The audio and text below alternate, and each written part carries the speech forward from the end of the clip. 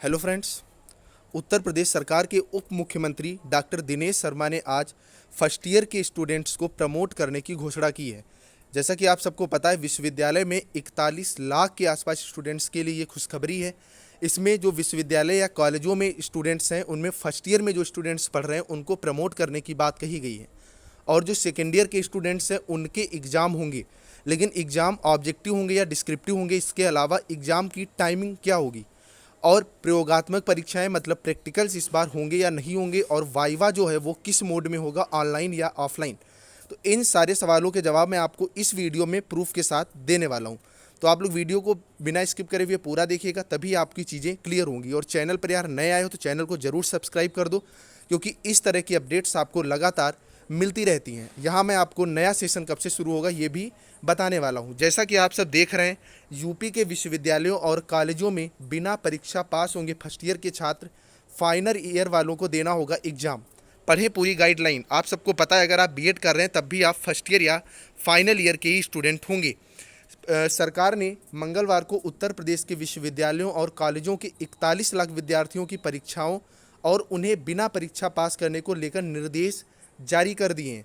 Deputy CM doctor Dinesh Sharma ने कहा कि उत्तर प्रदेश के विश्वविद्यालयों और कॉलेजों में स्नातक और परा स्नातक मतलब ग्रेजुएशन और पोस्ट ग्रेजुएशन प्रथम वर्ष के परीक्षार्थियों को बिना परीक्षा के प्रमोट किया जाएगा।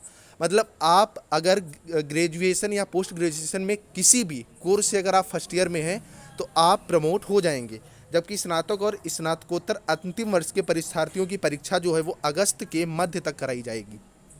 अगर आप फाइनल ईयर में या सेकेंड ईयर में हैं तो आपकी जो परीक्षा है वो होगी, और जो परीक्षा है वो अगस्त के मध्य तक कराई जाएगी, क्योंकि इस बार सरकार जो है वो नया शैक्षिक सत्र सितंबर से शुरू करने के पूरे मूड में है। इसके आगे अगर आप देखोगे, गाइडलाइन के मुताबिक ऐसे विश्वविद्यालय जहां स्नातक कोर्सेज के प्रथम वर्ष की परीक्षाएं संपन्न नहीं हुई हैं उनके छात्रों को द्वितीय वर्ष में प्रमोट कर दिया जाएगा, तथा वर्ष 2022 में होने वाली उनकी द्वितीय वर्ष की परीक्षा के आधार पर अंतर्वेशन से उनके प्रथम वर्ष का परिणाम व अंक तय किए जाएंगे।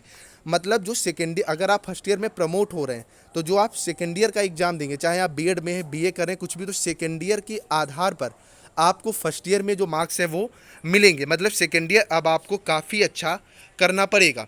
इसके आगे अगर आप देखोगे तो साफ साफ कहा गया है, स्नातक द्वितीय वर्ष के छात्रों के लिए कहा गया है कि ऐसे विश्वविद्यालय जहां वर्ष 2020 में प्रथम वर्ष की परीक्षाएं हुई थी वहां प्रथम वर्ष के अंकों के आधार पर द्वितीय वर्ष के परिणाम या अंक तय किए जा सकते हैं, और छात्रों को तृतीय वर्ष में प्रमोट किया जाएगा। मतलब मान लीजिए आप अगर त्रिवर्षीय कोई कोर्स कर रहे हैं, उसमें फर्स्ट ईयर में अगर आपने एग्जाम दिया है तो सेकेंड ईयर में फर्स्ट ईयर के आधार पर आपको मार्क्स दे करके थर्ड ईयर में प्रमोट कर दिया जाएगा। लेकिन जिन विश्वविद्यालयों में स्नातक प्रथम वर्ष की परीक्षा नहीं होने के कारण परीक्षार्थियों को बिना परीक्षा के द्वितीय वर्ष में प्रमोट किया गया था, वहां अब स्नातक द्वितीय वर्ष के परीक्षार्थियों की परीक्षा कराई जाएंगी। परीक्षा परिणाम के आधार पर उन्हें तृतीय वर्ष में प्रवेश दिया जाएगा। मतलब अगर आपके फर्स्ट ईयर के एग्ज़ाम नहीं हुए थे तो आप सेकेंड ईयर में प्रमोट होने वाले नहीं हैं। मतलब सेकेंड ईयर में आपको अब एग्ज़ाम देना पड़ेगा, तभी आप थर्ड ईयर में प्रमोट होंगे। मतलब पास होकर के ही आपको आगे एडमिशन मिलेगा। इसके अलावा आपको बता दें कि ये निर्देश arts, science, commerce, law, agriculture विषयों के स्नातक परास्नातक कोर्सेज के लिए जारी किए गए। इंजीनियरिंग व मैनेजमेंट के लिए प्राविधिक शिक्षा विभाग अलग से निर्देश जारी करेगा। तो इंजीनियरिंग या मैनेजमेंट आप बीटेक वगैरह कर रहे हैं तो उसके लिए ये चीज़ें नहीं, ये सारी ऑफिशियल चीज़ें ये आपको अगले वीडियो में यहाँ पर अच्छे से देखने को मिल जाएंगी। आगे कहा है, दिनेश शर्मा ने प्रेस कॉन्फ्रेंस में कहा कि जहाँ परीक्षाएँ नहीं हुई हैं और पिछली परीक्षा का भी रिकॉर्ड नहीं है वहाँ परीक्षाएँ कराने का फैसला लिया गया है। प्रायोगिक परीक्षाएं नहीं होंगी। आप ध्यान से देख लीजिए, जो प्रैक्टिकल्स हैं वो नहीं होंगे। लिखित परीक्षा के अंकों के आधार पर प्रायोगिक के अंक मिलेंगे। मतलब जो आपका रिटन एग्जाम होगा उसी के आधार पर आपको रिटन के अंक मिलेंगे। वाइवा आपका जो है वो ऑनलाइन होगा। कुलपतियों को यह तय करने का अधिकार दे दिया गया है कि प्रश्न पत्रों का स्वरूप जो है वो कैसा होगा। दिनेश शर्मा ने बताया कि लिखित परीक्षा इस बार 3 घंटे के स्थान पर सिर्फ 1 घंटे की होगी। जो आपकी लिखित परीक्षा है पहले 3 घंटे की होती थी, लेकिन इस बार केवल 1 घंटे की कराई जाएगी। इसके बाद परिणाम भी सितंबर के पहले हफ्ते तक घोषित होंगे। आपका जो परिणाम है वो सितंबर के पहले हफ्ते तक घोषित कर दिया जाएगा। बाकी अगर प्रमोट होकर के आप जाते हैं तो आपका एडमिशन जो है वो जुलाई में कर लिया जाएगा। जो छात्र ऊपर दिए गए तरीके से निकले परीक्षा परिणाम से संतुष्ट नहीं होंगी, वह 2022 में आयोजित होने वाले बैक पेपर या परीक्षा 2022-23 में होने वाली वार्षिक सेमेस्टर परीक्षा में शामिल हो सकेंगी। मतलब आपको ये लगता है कि आपके मार्क्स कम है तो आपको परीक्षा आगे देने का भी अवसर मिलेगा। शैक्षणिक सत्र 2021-22 की शुरुआत 13 दिसंबर से होगी। जो आपका नया सत्र है ये 13 दिसंबर से शुरू हो जाएगा। तो ये आज की मोस्ट इंपॉर्टेंट अपडेट थी।